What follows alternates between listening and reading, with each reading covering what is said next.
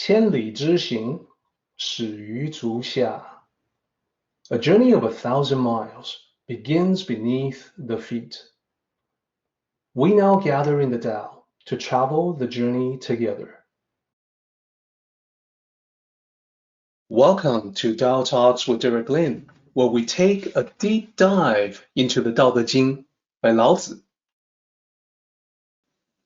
I would like to invite you to center your thoughts and direct your attention to this moment in time, to the here and now. To be fully present and mindfully aware as we all ready ourselves for this sacred process of the Tao. Previously, we talked about the Chinese title for the chapter. And I mentioned that the three characters, the one on the left is to assist, to amplify, to support. The character in the middle means all things. And depending on the context, it could be all living things or just everything, living or not. Then the third character to the right, the character to the right is the character for chapter. So putting it all together, it is basically saying that this is the chapter that talks about assisting or supporting the nature of all things. So you see the translation here in the middle of the slide, assistance to all. That's the translation. It means to support, to assist the nature of all things or the natural order, because the Tao is about the natural order. So this chapter, as I mentioned previously, is iconic. It's where we get the line about the journey of 1,000 miles. And if you studied 63 with me, you're going to be able to easily recognize the continuing train of thought. The same concepts that was talked about in 63 continue in this chapter. So not all the chapters in the Tao Te Ching have continuation of thought. Sometimes Lao Tzu would switch from one line of inquiry to another. In this case, in 64, Lao Tzu continues talking about what he talked about in 63, about in regards to acting early when things are still small in the very beginning stages. And this chapter has an emphasis about how big things begin with something small. Big things have small beginnings. So we went into the chapter, we looked at all the lines, we read through the entire chapter, and then we divided up the lines into 4 sections.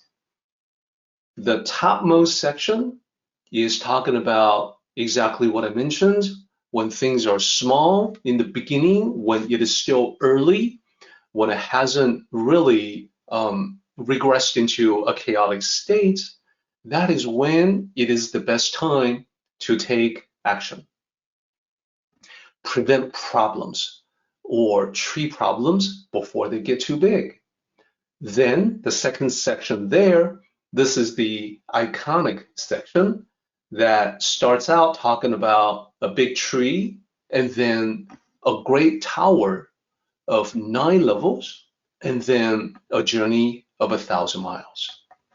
So we'll talk about that today. Then in the third section, it talks about what most people do compared to what sages do. And the distinction here is that people, the great majority of people out there, tend to be rather attached, or that is to say, they have attachments that they grasp onto and they are not able to let go of them. The sages, having observed them and seeing the negative results that most people get, will tend to act in a different way, a specifically Tao-oriented, Tao-centric way. Then, lastly, at the very bottom, the same idea continues about what the sages do to conclude this particular chapter. And it ends at the very bottom, starting from 26 to 27, line 26 to line 27. That's when it gets back into assisting or supporting the nature of all things, the natural order. And that's what the Tao is all about. And when we talk about assisting or supporting, amplifying the natural order, I want to make sure you guys understand exactly what it is saying. The whole idea in this particular chapter can oftentimes be misunderstood.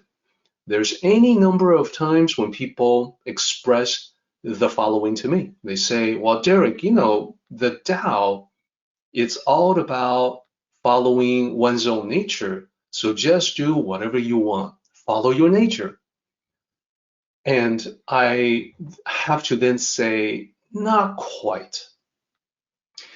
The reason why that's not quite true is that everybody is an individual with your own unique complexity.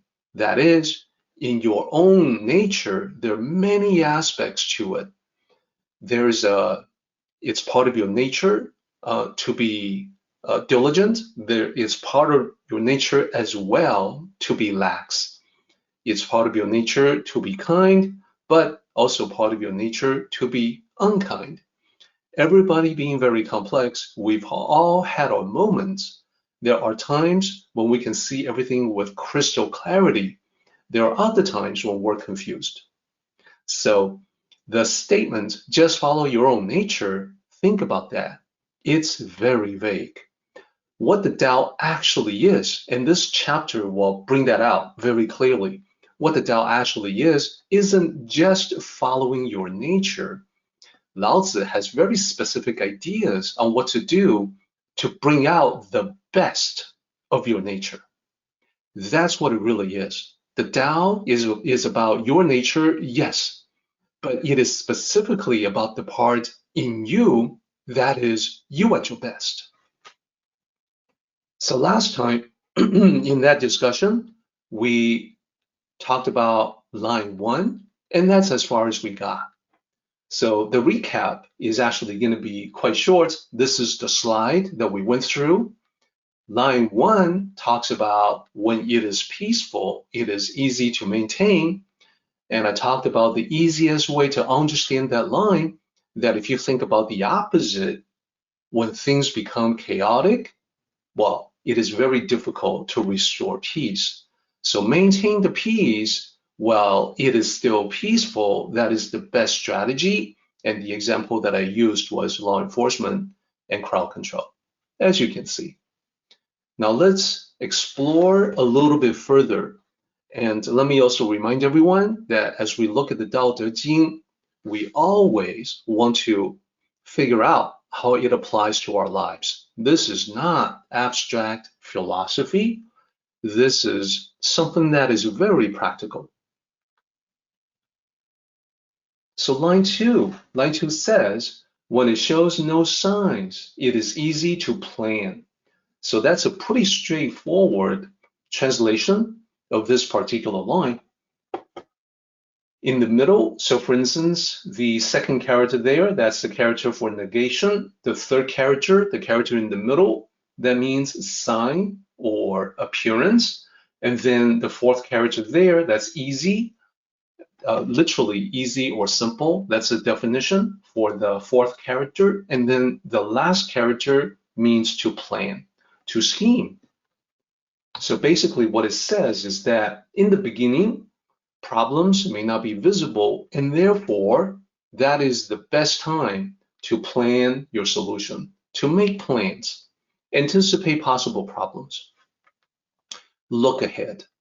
Now, this wisdom, of course, is common to humanity. It is not unique to Asian philosophies.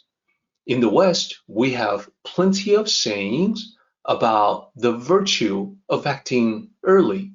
So for instance, we say an ounce of prevention is worth a pound of cure.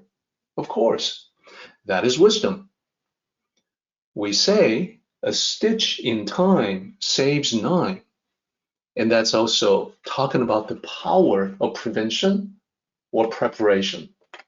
It's better to be prepared, takes relatively little effort. Once a problem has gotten big, like a rip in the fabric, it's going to require many more stitches. And therefore, when we're just looking at the first 2 lines here, when it is peaceful, it is easy to maintain. When it shows no signs, it is easy to plan. So this is all talking about when things are relatively small, relatively peaceful, relatively early. We also have sayings in the West like nip it in the bud, that's when it's easy to deal with. We say head it off at the pass. That means acting early before the opposition has come onto the battlefield. So start small, start early. Act while problem is still tiny. Plan while it is still early. Now, let me challenge everyone to consider these 2 lines, line 1 and 2. How would we apply that to us aside from solving the problems in our own lives? There's multi-dimensional, multi-layer, multi-level explanations to most of the lines in the Tao Te Ching. So for this one right here, I want to also look at the aspect of it that's pretty good guideline for living one's life from day to day. So a recommended practice, this is the slide for that. I want to draw everyone's attention to the beginning of the day. That is when it is peaceful and it's easy to maintain the peace. So those of you who are early risers, you know what this line is talking about. Everything is peaceful in the first hour of your day. Now, those who are not early risers, I understand the first hour of the day, you wake up groggy and then you go into a mad dash to get ready for work, to get ready for school, to do something. So this leads to my recommendation that it's a good idea to train yourself to become an early riser, because when you have that as your daily practice, it leads to an internal peace, which can be easily maintained, as Lao Tzu says. And the other big benefit is that morning time is a wonderful time to do some thinking about yourself, about the day that you're about to have, about your life. It is the best time because after a night's sleep, your mind is fully rested and functioning at its best. You can figure out problems that you could not figure out before when you were exhausted. So the other line to consider, when it shows no signs, it is easy to plan. Let's see if we can fit that into this overall idea of starting out early in the day. The best time to plan your day is early in the morning. Plan things out for yourself. The question to ask in that first hour of the day is, what kind of day would you like to have today? How would you plan it out so you can have that day as you envision? And the time that you invest in planning it out is going to pay off quite a bit. Now, I do understand, having been, a night owl myself, that it's easier said than done to become an early riser. And yet, that's exactly what I have done for myself. There was a time in my life when I did not get up until like 10 or 11 o'clock in the morning. So, my little sister is very familiar with that. She would hardly recognize me now, always getting up early and never needing an alarm clock. Now, how did I get from there to here? Well, there's a few methods that can help. I used method number 2, but let me start out with method number 1. This has been recommended by other people. Some people swear by it. It's not that difficult at all.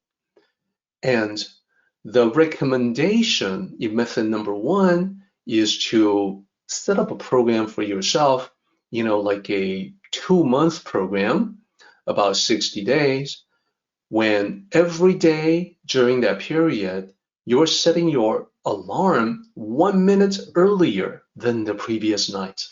So when the alarm goes off, you get up. Now, after a month has passed, you're getting up 30 minutes earlier than before. After 2 months, you're getting up an hour earlier than before. It's actually quite easy. So it's worked well for other people. Perhaps it can work well for you. And let me talk about the method that worked for me, the method that I chose. My method was to begin a program of cardio exercise every day. Absolutely every day, I do cardio for 45 minutes. This can be as simple as walking. It can be treadmill. It can be the Stairmaster. It can be whatever you want. With 45 minutes of cardio, taking in oxygen, after a month, my experience is that the body becomes healthier naturally, and the healthier body requires less sleep. The 45 minutes that I invest in the day pays me back roughly an hour and a half. Of course, your mileage may vary. And when I do the treadmill or the Stairmaster, I have plenty of opportunities to listen to an audiobook, to continue learning a subject that I'm interested in. So it is not time wasted. So overall recommendation, in the morning, it's a precious time. I advise you to grasp onto it. It's available to everybody, and you're going to see that it makes a huge difference. Okay, line 3. When it is fragile, it is easy to break. This is talking about problems in general, because obstacles can get bigger and tougher over time. If you don't pay attention to them, that can oftentimes be exactly what happens. Therefore, it makes sense to break up the obstacle while it is still easy to do so in the early going. And I also want to let everybody know that this line, the Chinese characters, this line has different additions and variations in the last character there. Before we get to that, let me talk about what these characters are. We start out with it's, and then the second character is fragile. The third character means easy or simple, and the last character there, po, means to break. So what it's saying is that when it is still fragile, it is easy to break. It is easy to break it up. So the variation in the last character is as follows. It looks mostly the same. The first 3 characters are the same and mean the same thing, but the last character is different. Instead of po, it's pa. What does that mean, and what is it? This is a character that is no longer in common usage for today's Mandarin speakers. So this is a character that was used much more in ancient times than nowadays. It means ice breaking, melting in springtime. So the context is still breaking up. It is saying that when a problem or obstacle is fragile, it is easy to break it up, like ice breaking up with warmer temperature. So even though the character is different, the overall meaning is actually still the same. Now, before I leave this slide, let me just mention that this requires perception and awareness to detect potential obstacles when it is starting to form. And that's when it is still relatively fragile. And you even want to be so perceptive and so aware that you can detect a potential problem before it starts to form, so you can practice the virtue of prevention. So I think that makes sense for everybody. Let's go to line 4. Line 4 says, when it is small, it is easy to scatter. So this, you can tell, has a poetic construction with the previous line. So line 4 and line 3 are a pair. When it is fragile, it's easy to break. When it is small, it is easy to scatter. So they're basically two different lines to talk about the same kind of idea. This is important though. Let me talk about this from the ancient perspective, keeping in mind that Laozi lived in the days of the warring states, a lot of warfare, a lot of battles. In war, enemy forces can combine into a larger force. When it is a larger force, the difficulty of overcoming the opposition multiplies. So two armies joining together, working together, is not twice as difficult to defeat. It can be 3 or 4 times more difficult to defeat that because there's power in collaboration and cooperation. Therefore, a wise general would strike early to prevent the above, to prevent the joining of forces, to scatter the enemy forces into isolated, scatter resistance, because then they can be picked off one by one. They can be handled individually. So use that warfare metaphor and apply it to life. Our problems in life, sort of like the enemy opposition, they too can combine into bigger problems. When they do combine together, they are much, much tougher to overcome. So here's the example that I'm going to use. And I'm painting what is probably a very common scenario, something that perhaps we have all experienced at one time or another, or at least we know about it from friends and family. It's something that happens to other people quite often as well. So think about what happens one day when a person oversleeps, gets up late. Okay, well, that's a problem by itself. Then this person remembers there's an important meeting in the morning, first thing in the morning. So that's the second problem. You are now at risk of being late. So getting up late plus an important appointment in the morning, okay, that's not a good start. Then imagine if the traffic is bad. So honking your horns, caught in traffic, moving slowly, if at all. Then imagine if on that particular day, the weather is bad, visibility is lousy, and perhaps that's what caused the traffic problem because people lose their minds when the weather is not ideal. Then imagine what happens if the car fails to start, or it conks out in the middle of the road and you're trying to get it going again. Think about how this seems to be a common pattern in life. Think about how, as we live our lives, bad things happened. A lot of times we say, oh, well, bad things come in threes. Seems like it's always one thing after another, doesn't it? What do we do during moments like that? It could be a facepalm moment. You're burying your face in your hands and you're saying something like, oh, no, please, not now. Perhaps you appeal to external forces outside of your control. You might say, please, God, help me out just this one time. I really need your help right now. You might look to heaven.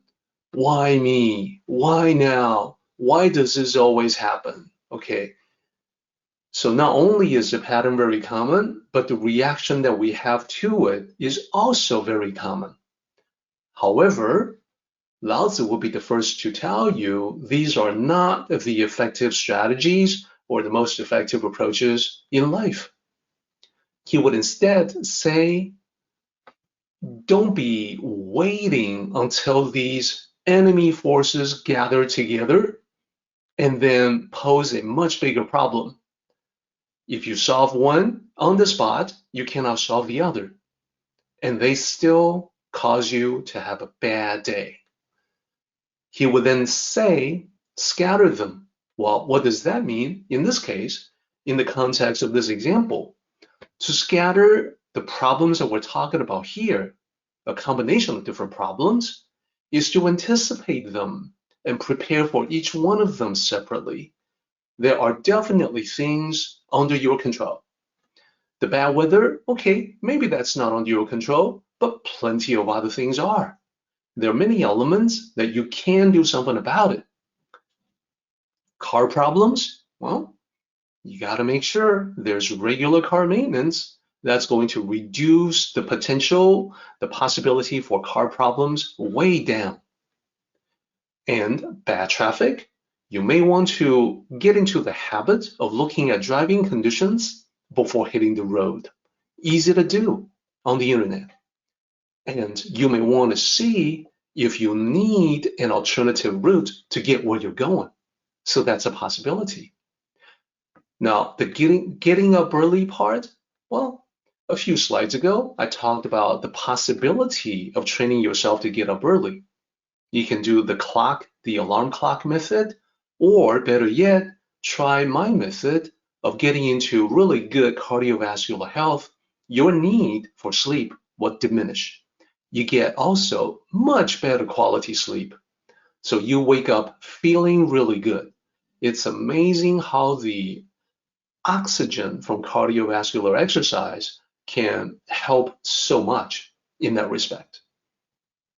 And what about bad traffic? Well, something under our control is to start early, maybe hitting the road half an hour early, half an hour ahead of time.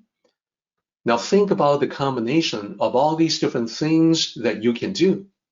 Even if the weather is bad, and traffic is also beyond our control, the traffic may be bad because of all these other things that you have done that are within your control, you can still be relaxed.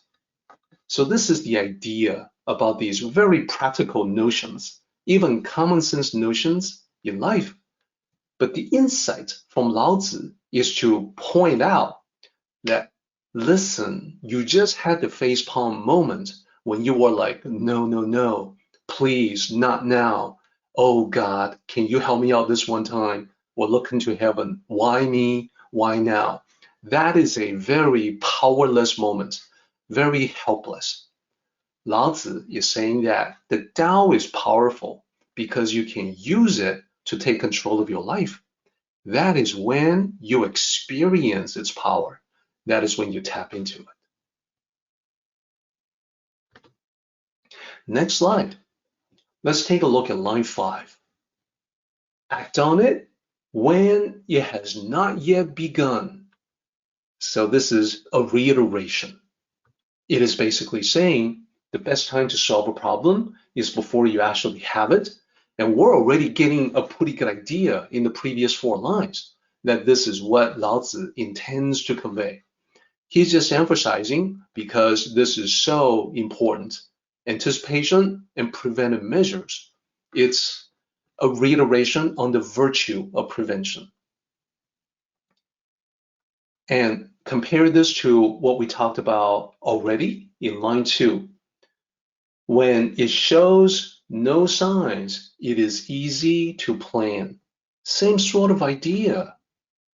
And when you're talking about planning, what you want to do is to begin with the end in mind. Know what results you would like to see. Make your preparations and preventive actions to bring that about. Then we can also apply this not just at the beginning of the day, but beginning of a project, a task. Apply to projects, this means advanced preparations. This means figuring out what you're going to need before you need it. Contingencies, what is the plan A for this part of the project? And if that doesn't work, what is the plan B? So we can interpret this line in a couple of different ways. Act on it when it has not yet begun. When exactly would that be? Well, before the problem begins or right when it begins. Either way, and you can be flexible here.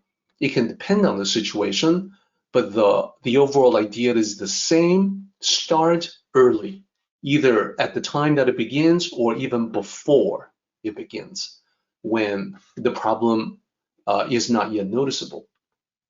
And then you can apply this to other areas of life, like your health, personal health.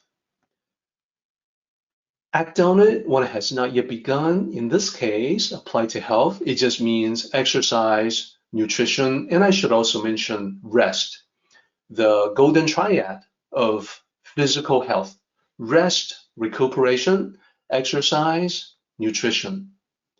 So those things together, when taken care of, will lead to you getting into the best of health and therefore preventing disease, illness from occurring in the first place. This is a recurring idea in the Tao. It is emphasized, reiterated over and over again. And you're going to see that quite a few more times in this chapter. For now, though, let's advance to line 6. Line 6 says, treat it when it is not yet chaotic. Okay, it's a related idea. It is similar, because everything becomes more difficult when it is chaotic, when there's a lot going on, when it is messy, when it is not organized, you can't find what you want, what you need, etc. So the reverse side of this, the other way to look at this, is to think about how even the worst problem can be solved in a systematic way. In fact, I'll go a step further. The worst problems must be solved in a systematic way. What do I mean by systematic way? Well, I mean an approach that is organized, tidy, deliberate, precise, thought through, thought out, methodical. This is exactly what Lao Tzu is saying. Therefore, cultivators in an authentic Tao tradition, they follow these traditional teachings, and therefore they do their work in a neat and organized manner, even if it's an expression of creativity. Even when it comes to art, now they're not going to be drawing in, like a drafting blueprint kind of way. It's going to be a very free-form expression of creativity, but you're going to see that all of their tools are organized, that they can find what they need so that they can capture the spark of creativity right when that occurs, because they're ready with the tools like paintbrush to capture that inspiration. So no matter what kind of work they do, they're always doing it in a neat and organized way. They prevent things from falling into chaos or a messy state. This is often reflected with these authentic cultivators. This idea, this mindset is reflected in the preference for lack of clutter. In the West, I see many people who live in a very cluttered environment, and they feel that is an expression of their creativity. You can see now that the Tao method, the Tao approach, the Tao mentality of looking at it is quite different. Another way you can peer into that is to think about Zen Aesthetics. If you have seen Zen Aesthetics, Zen design is always minimalistic. There's not a whole lot going on, but the few elements that are present come together in a very harmonious and beautiful way. The Zen tradition rose out of the Tao tradition. It's taking this part, the lack of clutter, the neatness, the cleanness, the pureness, the purity of it. So not quite the same as our Western concept of going with the flow and allowing creativity in a very messy environment. Indeed, some people take pride in a messy environment because they see it as a sign of their creativity. Now, I would even expand on that a little bit. it is important to intervene before it gets messy. When a problem starts to get messy, it starts to get difficult. So you want to resolve it, you want to take care of it before the messiness comes into being. This is why Tao cultivators prefer order over chaos. This may be contrary to the Western concept of the Tao, that there's a, that they might say, I thrive on chaos. Okay, that's fine. We all respect individual preferences. I'm just pointing out that this is not the way that it's been typically expressed from Eastern traditions and Eastern origins. I will further say, just between all of us, that in the West, there are many people who study the Tao, but don't necessarily fully understand how to apply. This includes not just the people who, read up on the Tao, but also authors and teachers. They may talk about peace and harmony, but then you dig a little deeper in what they talk about in their daily experience, you realize that they actually experience a lot of contention in life. So that's actually a true story. So they're no different in that respect than everyone else. And also, like everyone else, they tend to point the blame to others. And that's another sign they don't really understand the Tao. The power of the Tao comes from the fact that you are in charge. You can make decisions about your life, change your life, improve your life. There is, in fact, a lot that you can do. So the bottom line is that orderly, sensible steps always give you better results. That's the position that Lao Tzu is expressing. Next slide. Treated, when a little bit more about this whole idea, treating it before it has, when it is not yet chaotic, before it becomes chaotic. So I want to summarize everything that we have talked about so far into this particular idea, the Tao of living a stress-free life. We can all do with less stress. We can all benefit from more relaxation, more harmony, more easygoing, smooth sailing, effortless way of living.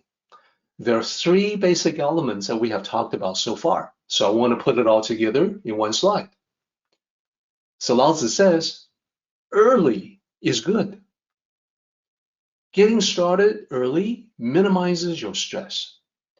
Detecting your potential problems early will also minimize your stress. It is before they show up as small problems. So detect potential problems before they manifest. Early is good. In the West, we might say, early bird gets the worms. Small is good. This is where Lao Tzu says, listen, deal with small obstacles before they become entrenched. Solve small problems before they become big problems. So easy to identify with. And then the last point that Lao Tzu wanted to make, order is good. You want to use a methodical approach to keep chaos at bay. You want to establish a peaceful and orderly state externally and internally. You want to prevent and handle disruptions well in advance, so chaos never gets out of hand. So out of all these, I want to especially emphasize the first two. Whenever this particular chapter is taught in an authentic tradition, along with the previous chapters, 63, they talk about very similar things, and therefore, the story that is used to illustrate are also similar. And the story for 64 is actually another story about the same doctor that we heard in the previous chapter, chapter 63. In that chapter, I talked about this particular ancient doctor called 扁鹊.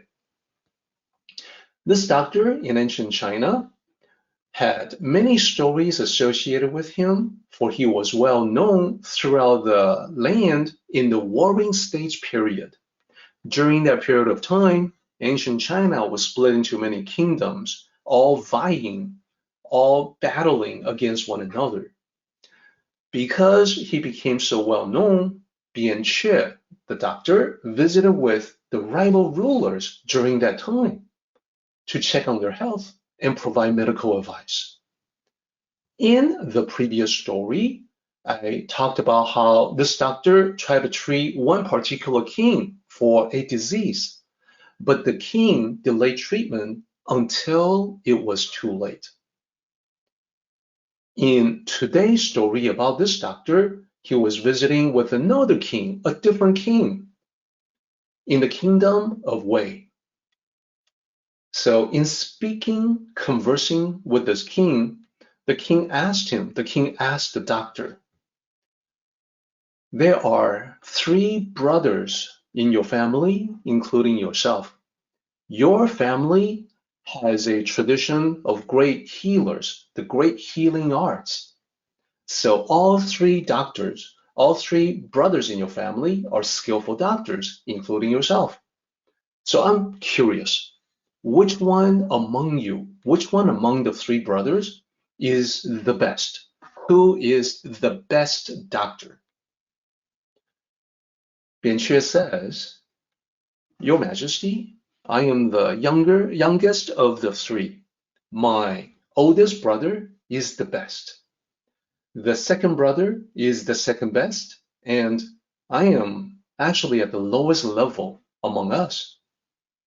So this answer was puzzling to the king, because the king was well aware of the reputation that preceded 扁鹊, that he could do no wrong, that he was a divine healer, that he could bring people back from the brink of death. So he said, well, you are the most famous among the 3 brothers. You say that you are at the lowest level, but you are the most famous. Why is that?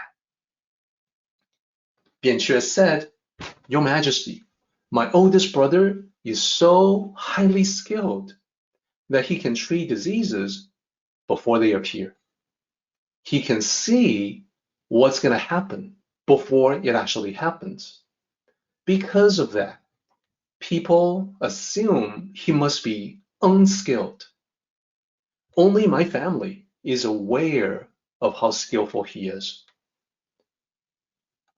My second brother treats diseases when they first appear, while the symptoms are still relatively mild.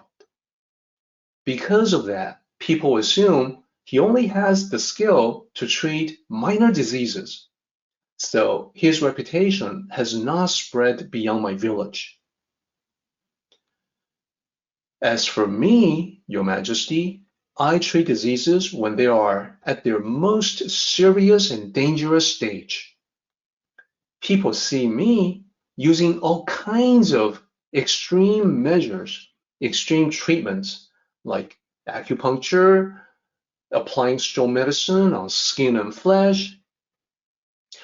They see all these extreme measures, and because of that, people assume I must have the highest level of skill.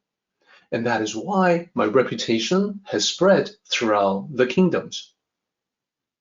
Well said, the king replied to 扁鹊. He really appreciated this insight, giving the inside look at the relative skill levels of the 3 doctors. And it's also kind of surprising because the one that is the least known is actually at the highest level. So that's the other story about 扁鹊, known as the best doctor. So what I want to do, we have reached a halfway point in our meeting today. We want to talk about the meaning of this chapter, and then we want to reflect it to the 道德经, and then we're going to take a break. So take a look at the Tao associated with this story. So what it says, what this story tells us, is that the best doctor treats disease by preventing disease. Because of that, people may not even be aware that he has helped them. You know, they are unaware. They may just assume that, oh, I'm just naturally healthy. You know, I didn't have a problem. I didn't really need his help, right? They may assume that. They may assume that he didn't really do much, when in reality, he did it out of the highest level of skill. When we apply this to life, we see many interesting parallels. So if you think about how the best doctor is the unknown doctor, this is similar to a concept that we covered previously in 道德经 chapter 17. In that chapter, it says, the highest rulers, people do not know they have them. So now you can draw a parallel between the highest ruler and the best doctor.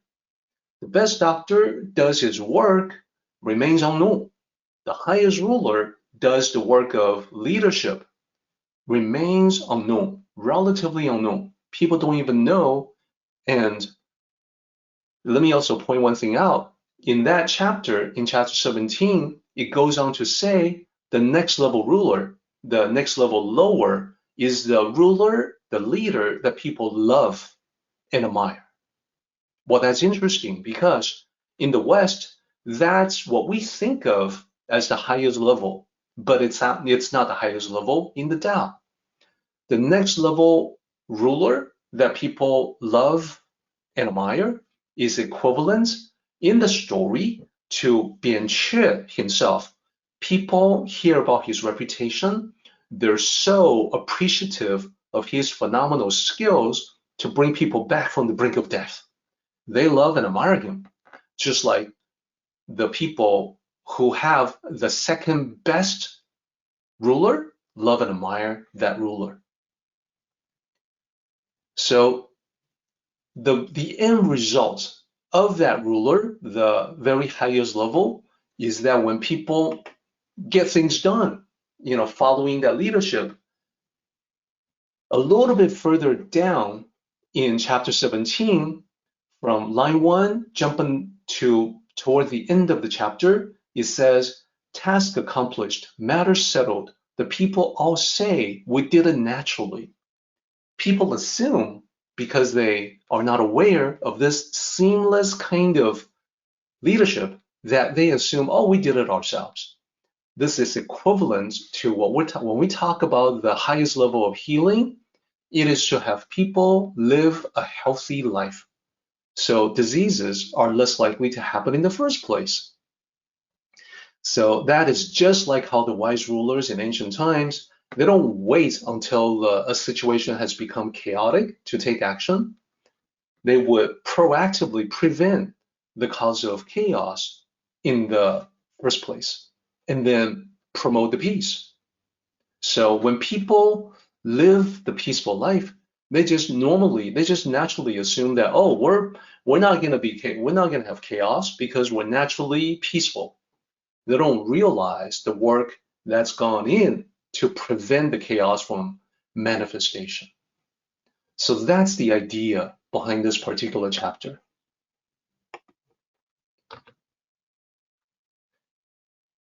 So we also want to apply the concept that we're talking about here to life. How does this apply to you? Well, when you become skillful with the Tao, you will also be acting in a seamless way.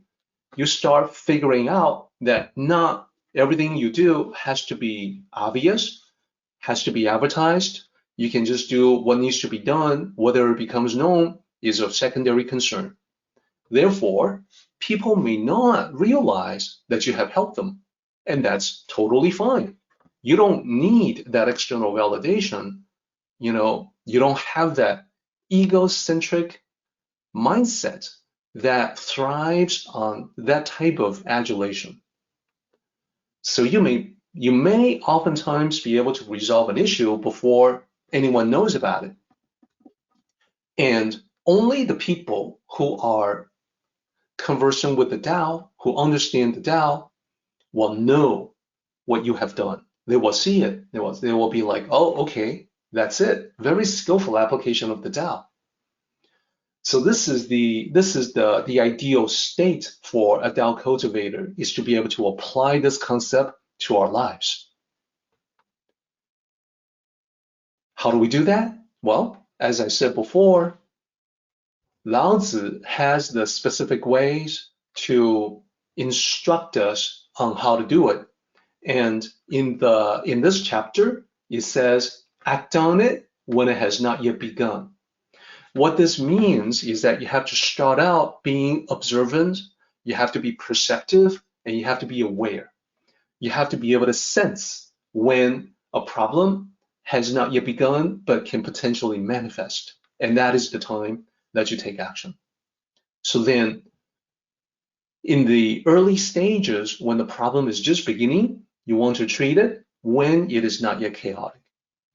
So this is what we see in this chapter. These are the two lines taken directly from the chapter. This is how we can get to that state so that in life, you become like the highest level ruler or the best doctor, except that it applies to areas other than leadership and medical help. So let's go ahead and summarize everything that we have talked about so far. The idea is very simple. There's the best doctor in our story. It corresponds with the highest ruler, and that further corresponds with you and me as cultivators of the Tao. So the best doctor, they will seek to promote good health. And the purpose for doing that is to prevent diseases. That makes sense. Then the highest ruler, they will promote peaceful society. That corresponds with good health. And why do they do that? It is because they wish to prevent chaos, social unrest. So how do we apply that to life? Well, the Tao cultivator would be interested in promoting harmony in life.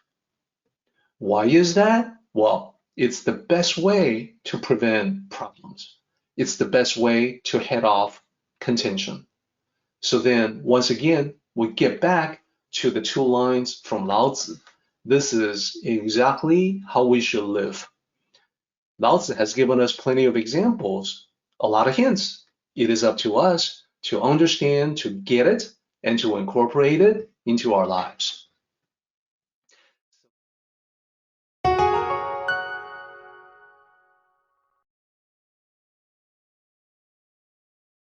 Let's get right back into the Tao Te Ching. We're going to talk about the second section.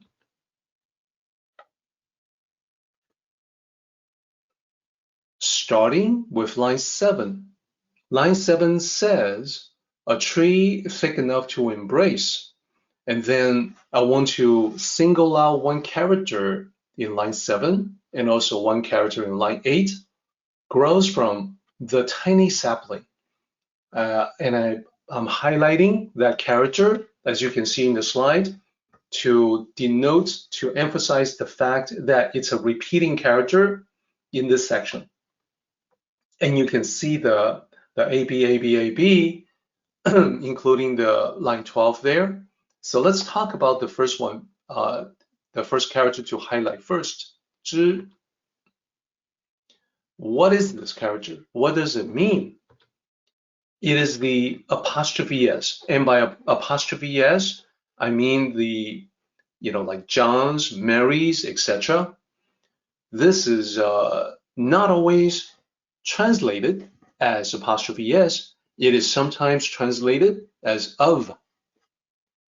So when you use of in the translation, you have to syntactically reverse the order of the items. So when you say John's house, for instance, that's apostrophe S. A different way to say that would be the house of John, house of Mary, etc. So it's the belonging preposition, but it's expressed differently in English. Then what about this other character? Well, it's yu. This is a preposition. It can mean at, from, etc. In English, there are many different prepositions that can be used in a sentence, and it depends on the context. In Mandarin, all of those different prepositions can be combined into one because Chinese is contextual in the first place, and therefore people will just figure out the kind of preposition that it has to be to fit the meaning of the line. So with that out of the way, let's talk about line 7. Line 7, a tree thick enough to embrace.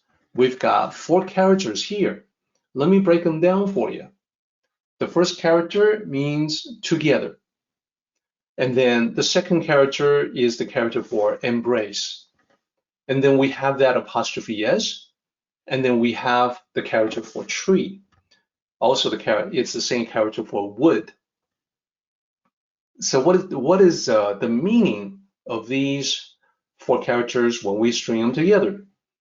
If you just use the literal transcription, together, embrace, apostrophe S, tree, that doesn't seem to make a whole lot of sense. What it actually means, a tree of thickness enough to be embraced with both arms. So the both arms part is the together, the arms together, and then there's the embrace, and then there's the thick enough, and then there's the tree. So in English, it is expressed in the reverse order as the original Chinese. I wanted to point that out. So a tree that is thick enough to be embraced with both arms, it denotes a tree of significant size. It's a tree that's grown, and it's also, a tree that is substantial. And an alternative interpretation for this line, for the character together, is 2 people together. So a tree that is thick enough for 2 people together to embrace it, well, that's an even thicker tree. And you can pretty much pick whichever interpretation you like, as long as you understand this is talking about a very substantial tree, a tree of significant size. So in this case, the tree corresponds later on in this section with the tower of 9 levels, which in ancient times was a significant grand construction. Construction technology was mostly just wood, brick, etc. And therefore, to be able to build 9 levels, that was really something. And it also corresponds with the journey of 1,000 miles. So the tower of 9 levels is a building of significant size. And a journey of 1,000 miles is a trip of significant length. So with all of these examples, especially with the tree, it's an immediate metaphor to let you know that this tree that you see, you know that it did not grow up, it didn't sprout overnight, it didn't become that way in a very short time.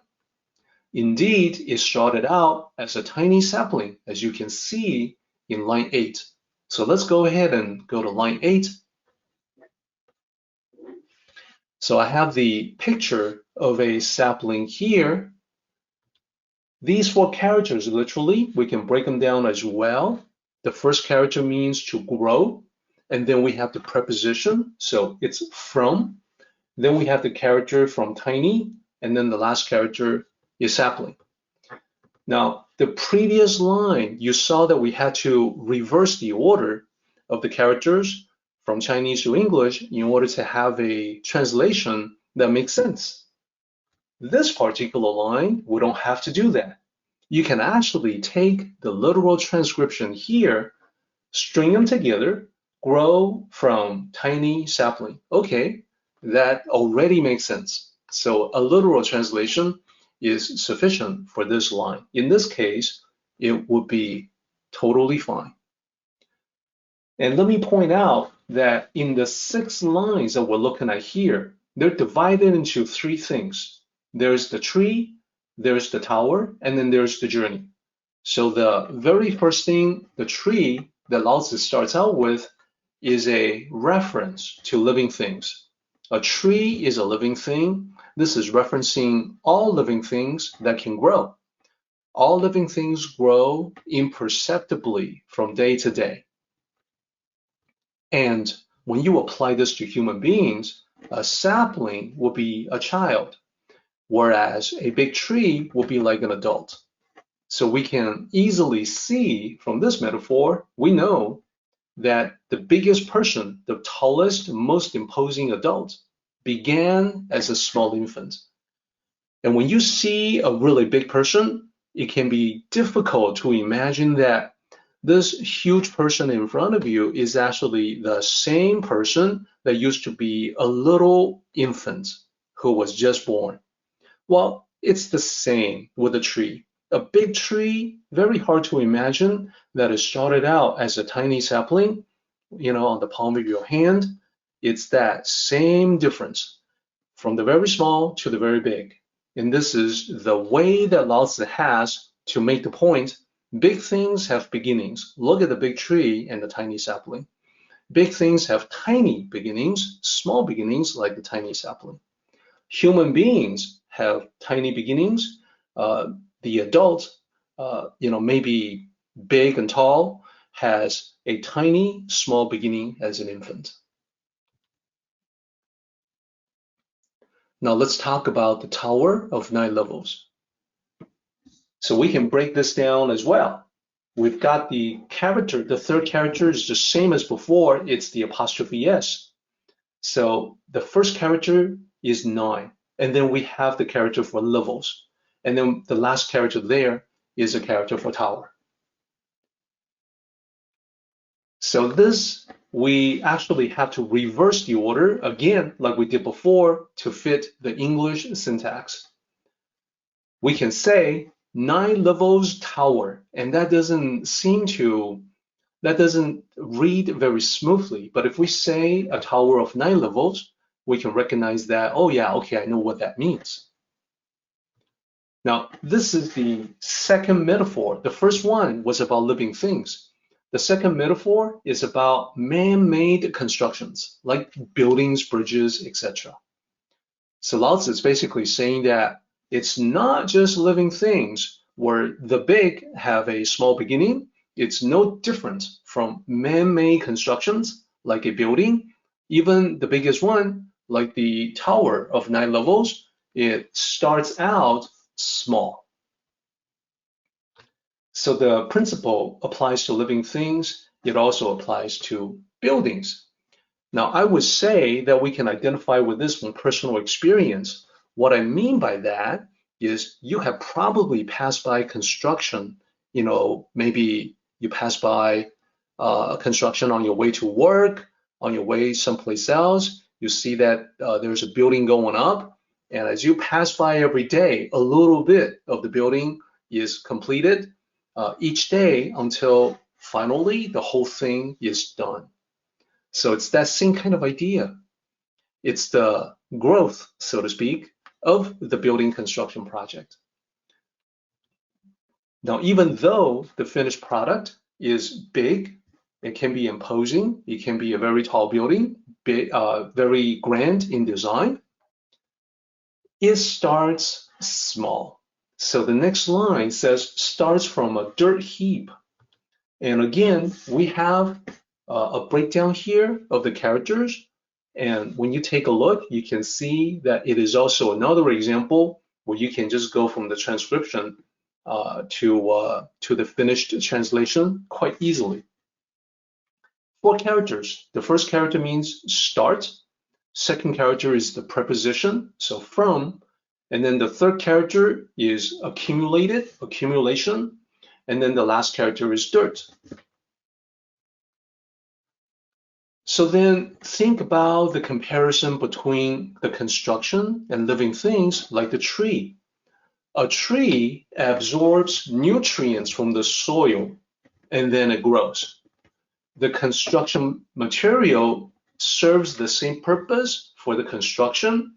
So the tower is basically using the building blocks as its nutrients, so to speak, as its way to grow so that it can be big. And this works for all kinds of different projects. No matter what it is we're looking at, whether it's a construction or whether it's a task or series of tasks, anything and everything is made up of building blocks. And if you think about, if you apply this to people, apply this to, for instance, the coworkers that we have at the workplace, a team is made up of individuals working together. So at work, we talk about this idea called team building, to build a team. So the question is, how do you build a good team? Like, how do you construct a good building? With team building, you have to start with the building blocks, which in this case would be people, team members. And that is because each person comes with a unique set of abilities and talents. So everyone is sort of a Lego piece wanting to fit together with the other ones. You then have to take individual attributes into account in order to assign the appropriate roles and tasks to different members of the team. So this is putting that building block where it's going to do the most good. Then for a team, you also have to make sure there's good communication, coordination within the team. The different building blocks have to fit together.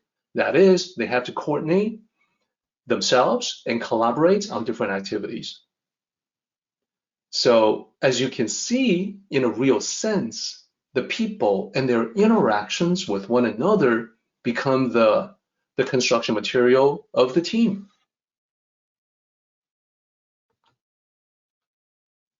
Next slide. Here we finally get to the iconic line. Let's go ahead and break it down too, just like we have everything else. So the first character literally means 1,000. The second character, li, translated as miles, it's an ancient Chinese units of distance, and that distance is roughly 1/3 as long as a mile. So it's not exactly a mile, but it's usually translated as mile for the sake of simplicity. And the whole idea is the same. 1,000 miles, it just means a long trip, especially for walking. 1,000 miles is a pretty long walk. So 1/3 as long as a mile. Therefore, 1,000 miles in ancient China, you can think of that as roughly 300 plus miles in today's terms. So then we have the apostrophe character again, and then the last character there means journey. So you can it can be translated as 1,000 miles journey, but nobody translates it that way. It's always the other way, a journey of 1,000 miles. And you can see that the meaning is the same. But this is just to break it down for you in the original characters so you can see where we get that phrase, a journey of 1,000 miles. Now this is, of course, a journey is not a living thing like a tree. It's not a construction like a building or the Tower of 9 levels. This is the third element that Lao Tzu brings up. It's a process, not a living thing or construction, but a process. Many experiences in life can be seen as journeys. No matter what you're talking about, whether it's a process of learning something new, mastering a new skill, or maybe dealing with other people, making connections, deepening personal relationships. Maybe it's a personal goal, a quest that you have, an objective, a milestone that you want to reach. These can all be seen as journeys. So the bottom line is that we're talking about a process that unfolds gradually over time. The reason why the journey metaphor fits so well with all of these different activities, all these different experiences, is because along the way of doing this thing, going through this process, just like a real physical journey, when you take a trip somewhere, as you're going about doing this other thing for which the metaphor fits, you're going to make discoveries about the task. Just like you're making discoveries while going on a trip somewhere else, you're going to encounter obstacles just like you can in a real physical trip somewhere. You're going to want to sometimes make course corrections. Rather than to do it this way, do it another way. Again, just like a physical journey. So these are just some of the reasons why the metaphor works so well. Applies so widely to so many different things. Now, let's tackle the last line there. Line 12 says, begins beneath the feet. So let's take a look at these characters. The very first character in this line is begins. Then we have the preposition again, so we will use at. Then we have the character for feet, and then we have the character for below.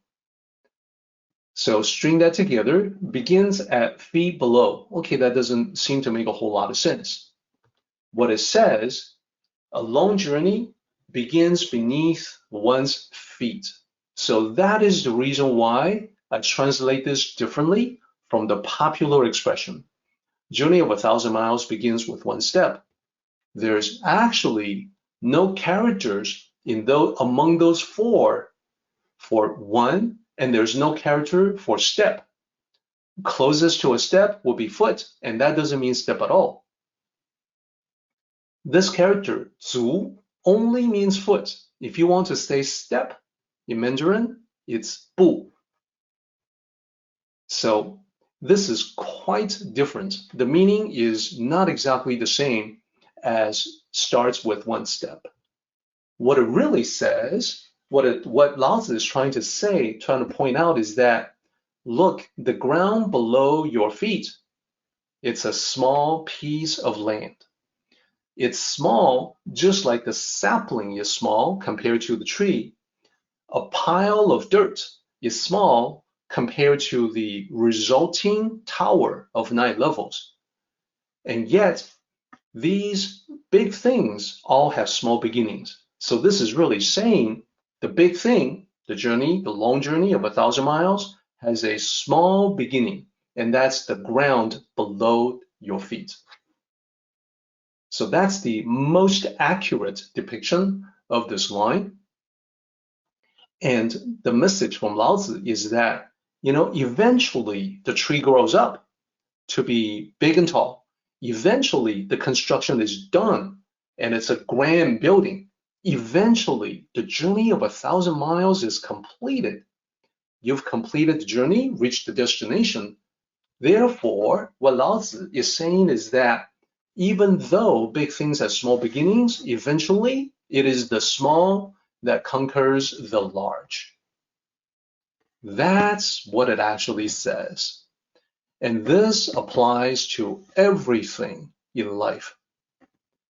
If you learn something a little bit every day, over time, you become an expert. Your knowledge is vast, but it has a small beginning.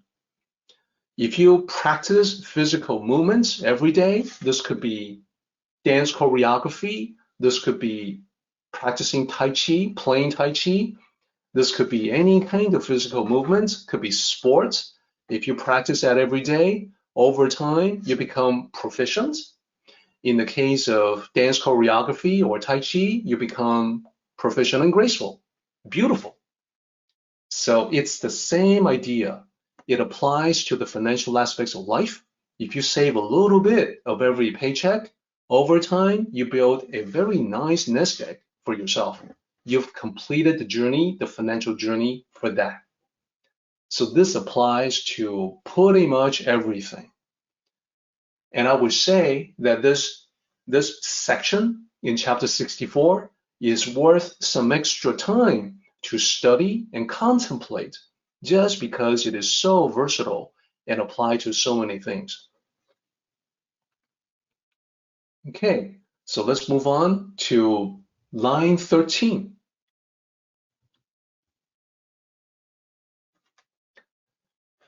Line 13 says, the one who meddles will fail. And then below that, we've got a matching line, poetically matching, the one who grasps will lose. We'll get to that in just a moment. Let's focus on this one. Those who meddle with something will fail at what they meddle with. Because we're talking about the universal Tao, just like everything else, just like all the other concepts that we have already covered, we're talking about concepts that apply universally, apply to life. So when we talk about meddling, we can talk about this as a universal principle as well. For instance, what are the things that we can potentially meddle with? If you meddle with people, think about what happens. A busybody arouses resentment. Meddling with people is trying to get into somebody else's business, that you're being exactly what I say here, a busybody. And then you can also potentially meddle with things.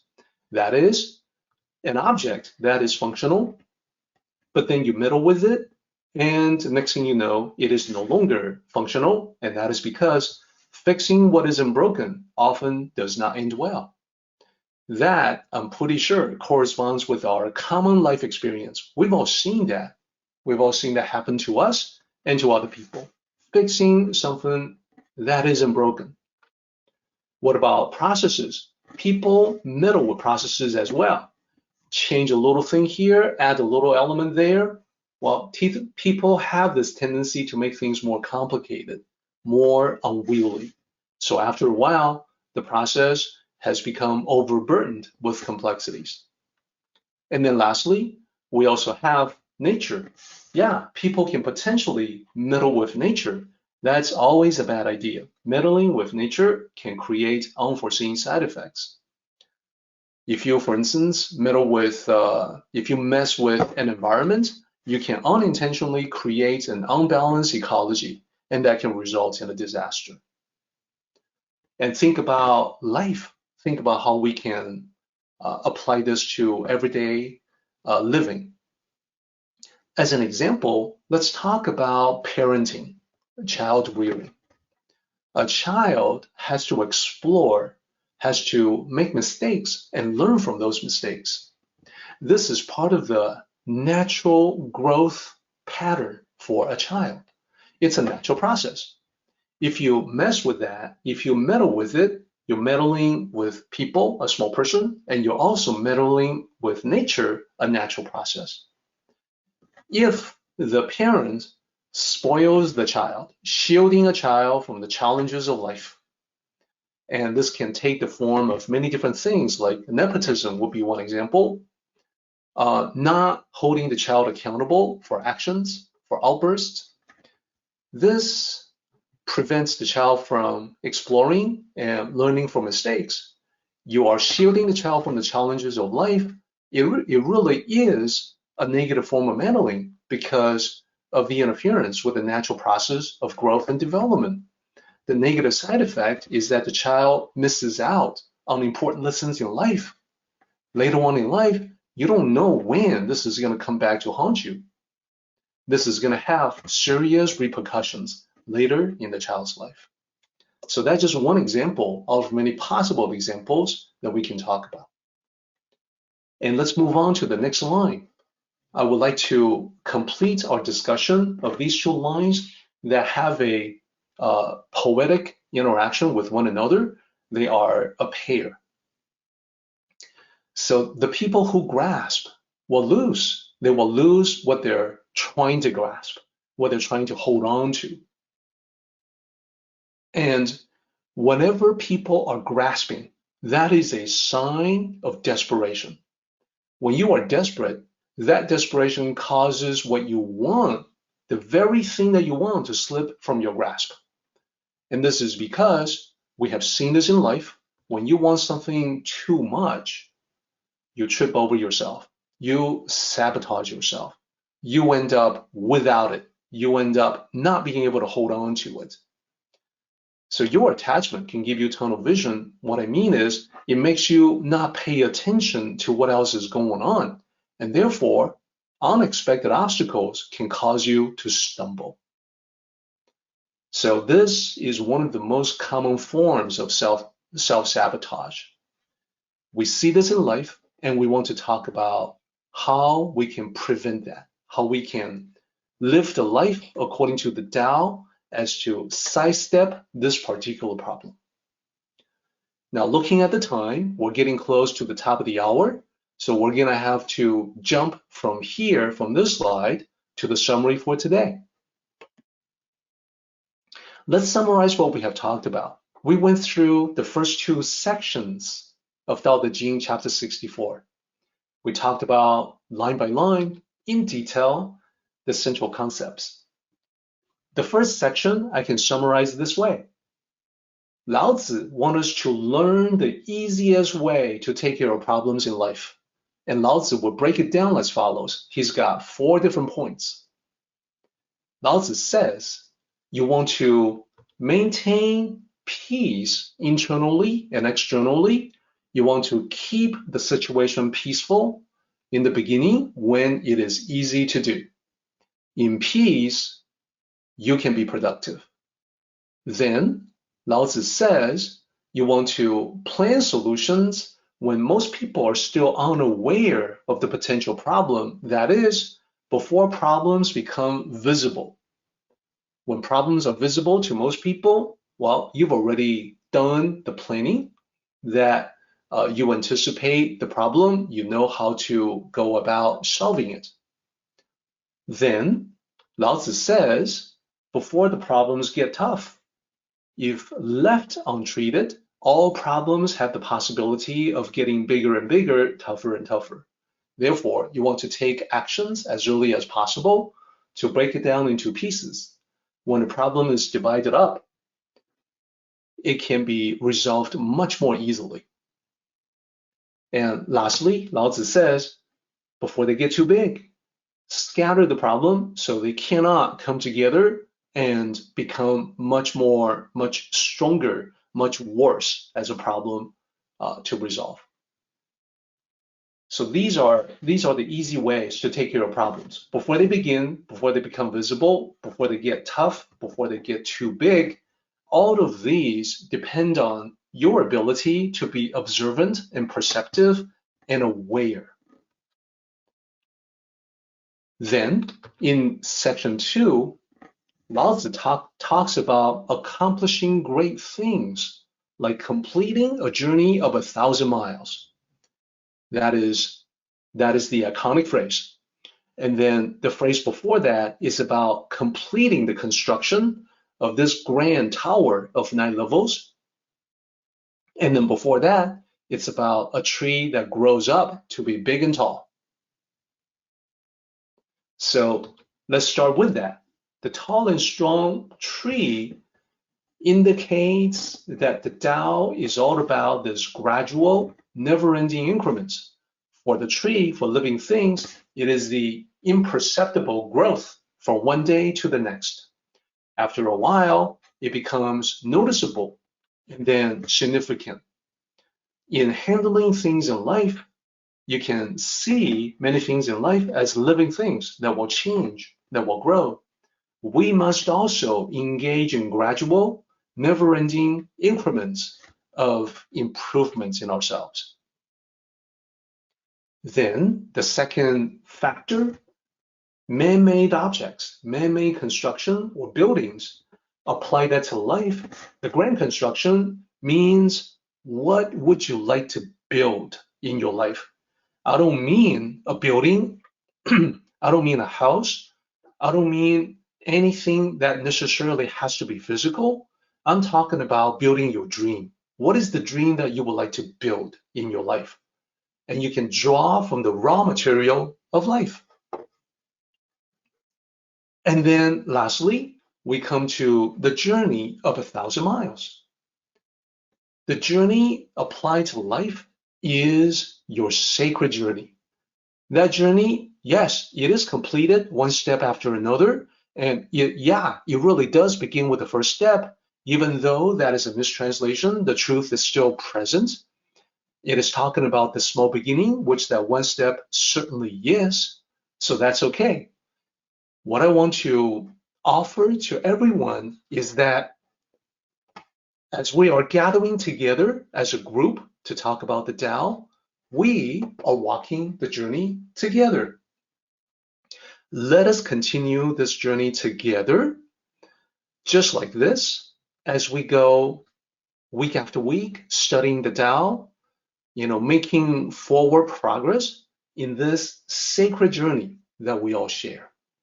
I cannot think of anything that I would rather do.